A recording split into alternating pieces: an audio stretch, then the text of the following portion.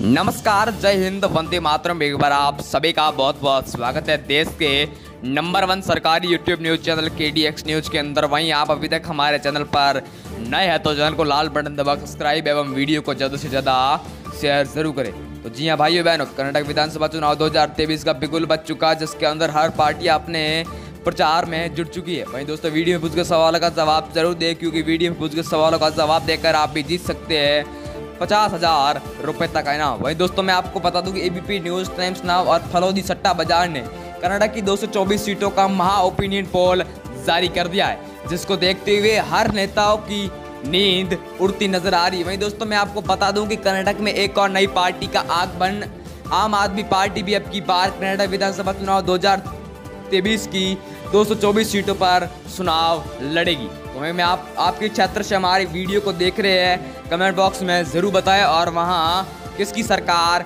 अब की बार बनती नजर आ रही। तो दोस्तों, भारत में हुई कांग्रेस की भारत जोड़ो यात्रा का बड़ा प्रभाव कर्नाटक विधानसभा चुनाव 2023 के अंदर क्या इस बार बन सकती है फिर कांग्रेस सरकार। इस वीडियो में देंगे आपको पूरी जानकारी, तो वीडियो को एंड तक जरूर देखें। तो बात करें पहली सीट बागलकोट की, तो यहाँ पर कुल 7 सीटें हैं। 7 सीटों में कांग्रेस को बड़ा बहुमत, 4 सीटें प्राप्त होती हुई भाजपा को 2 सीटें, JDS को 1 सीट और अदर पार्टी को 0 सीटों का आकलन होता हुआ दिखाई दे रहा है।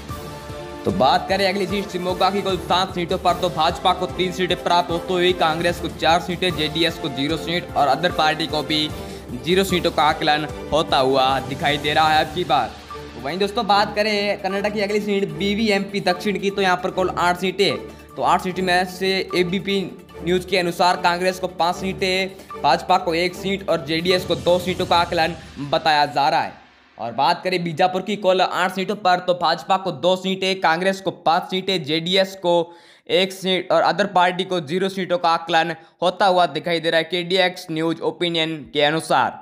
तो बात करें चिकमगलूर की, कुल 5 सीटों पर तो भाजपा को 1 सीट, कांग्रेस 2 सीटों पर और JDS 2 सीटों पर अपनी धौंस जमाई हुई बैठी है।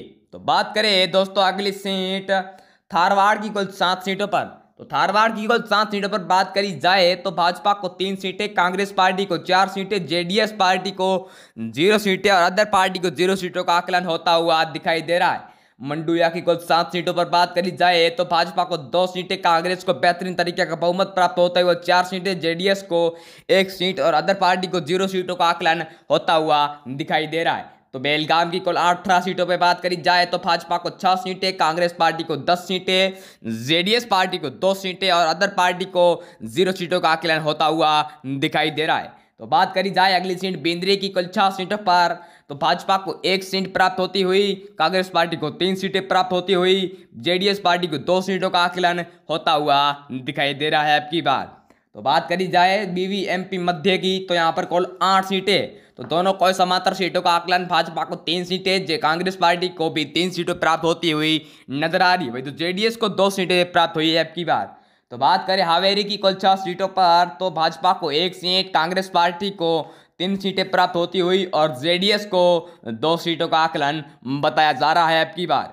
तो बात करी जाए दोस्तों अगली सीट बंगलोर अर्बन की, तो यहाँ पर कुल 7 सीटें, तो 7 सीटों में से 2 भाजपा पार्टी को, 2 कांग्रेस पार्टी को और 3 JDS पार्टी को प्राप्त होती हुई नजर आ रही है अब की बार। तो बात करें तुमकुर की कुल 10 सीटों पर, तो तुमकुर की कुल 10 सीटों पर प्राप्त की जाए तो भाजपा सबसे नीचे 2 सीटें, कांग्रेस और JDS बराबर 4-4 सीटों का आकलन बताया जा रहा है अब की बार।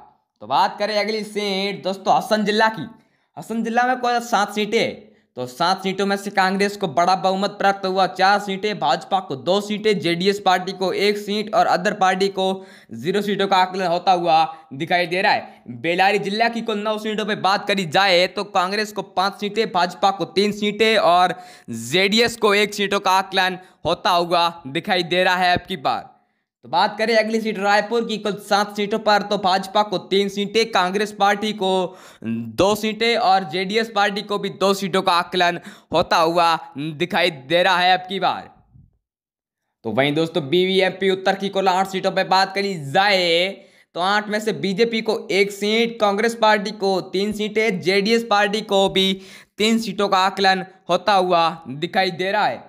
तो मैसूर की कुल 10 सीटों पे बात करी जाए तो भाजपा को 3 सीटें, कांग्रेस पार्टी को 5 सीटें, जेडीएस पार्टी को 2 सीटें और अदर पार्टी को भी 0 सीटों का आकलन होता हुआ दिखाई दे रहा है अब की बार।